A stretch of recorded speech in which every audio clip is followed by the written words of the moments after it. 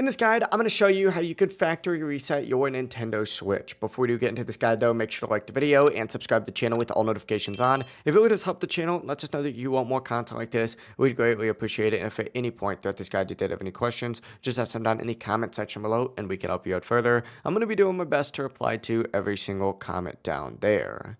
Now, if you want to fully factory reset your Nintendo Switch, maybe you might be selling it or you just want to start fresh, what you're going to want to do is close any games that might be running in the background and then scroll down on this bottom sidebar until you see system settings. Select it to open it up and then scroll all the way down to the very bottom and you're going to see an option for system. Scroll over to the right, and once you're inside your system, scroll all the way down to the very bottom and you're going to see an option that's like data clear, or maybe it's called formatting options. It's called something different sometimes, so just keep that in mind.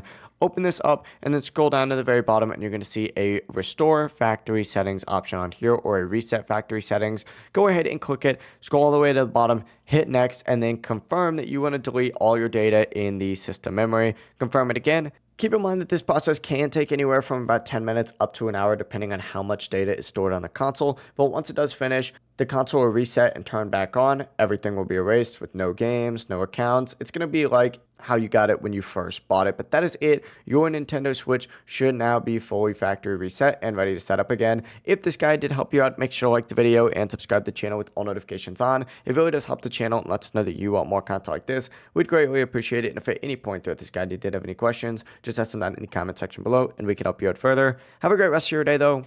Peace.